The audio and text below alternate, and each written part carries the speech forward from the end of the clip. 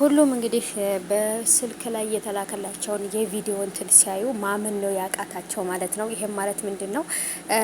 ሄርሜላ አብርሃምን ለራሷ ለማድረግ ምን ያህል ልፋት እንደለፋችና ለምንስ ደግሞ ይሄን ነገር ማድረግ እንደፈለገች መጨረሻ ላይ አብርሃምን ምን ልታደርገው እንዳሰበች የሚያሳይ ቪዲዮ ነበር ማለት ነው። ይህንን ነገር ሲያይ ግን አብርሃም ፍቅርና ሩታ ይህን ነገር ሲያሳዩት በፍጹም አላመነም ነበር። ቪዲዮውንም እንዴ ኤአይ እንዳላሰራችሁትና እውነተኛ ትክክለኛ የሷ ሪከርድ እንደሆነና ወይንም ደግሞ ቪዲዮ የራሷ እንደሆነ እንዴት ማወቅ እችላለሁ ብሎ እስከመጠየቅ ድረስ ነው የደረሰው። ግን ደግሞ ይሄ ነገር እንዴትስ ሊያስቡት ቻሉ? እንዴትስ ሊሆን ቻለ? በማለት እንግዲህ በራሱ እንደደነገጠ ነው እውነት ለመናገርና ሰላም ሰላም፣ እንዴት ናችሁ ዶቼ? ሰላም ናችሁ ያላችሁልኝ? እንዴት ዋላችሁ? ከኔ ጋር ሁሉ ሰላም ነው።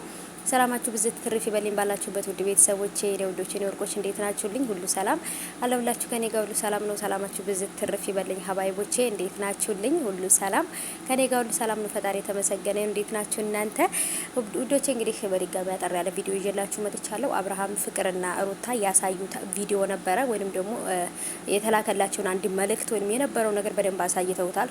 ሄርሜላ ለምን ስትፎክር እንደነበረ ምንም ነገር ብታደርጉ ምንም ብትሉ አብርሃምን ወደ እኔ አመጣዋለሁኝ። ምክንያቱም ከኔ ውጭ እንዳይኖር አድርጌዋለሁ። የትም ሊሄድ ይችላል ግን ተመልሶ እኔ ጋር ነው ምናምን የሚል ከሰው ልጅ ጋር የማይጠበቅ የሆነ በቃ በጣም የሚያስጠላ ንግግር እየተናገረኝ የላከችላቸው ቪዲዮ ነበር ወይም ሪከርድ ነበርና ያንን ነገር ነበር ያሰሙት።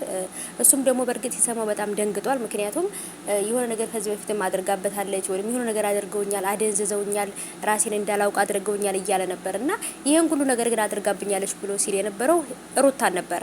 ሩታ መቼም ፈርዶባታልና ትናንትናም እንደምታዩት እንግዲህ የሱ እህትና ወንድሞች እንግዲህ ዴቭና ቤዛ ልጇን ሊወስዱባት ልጇን ከሷ ለይተው ጭራሽ ደግሞ ባሏንም በላይም በታችን ብለው ሩታ ከሱ አብራ እንደማትቀጥል ምናምን እያሳዩ ሩታን ባሏን ከራሷ ህይወት ካወጡባት በኋላ ድጋሚ ደግሞ የመኖሯ ምክንያት የሆነው ልጇን ሊነጥቋት እየሞከሩ ነበር። ለህሊናዋ ለሷ አይምሮ ለሷን ስሜት ግን የተጨነቀ ሰው የለም።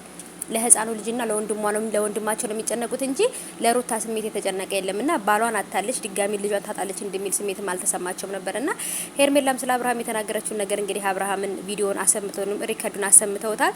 አብርሃም የመለሰው መልስ አለ። በቀጣይ ደግሞ በእነሱ ቻናል ላይ እንጠብቃለን።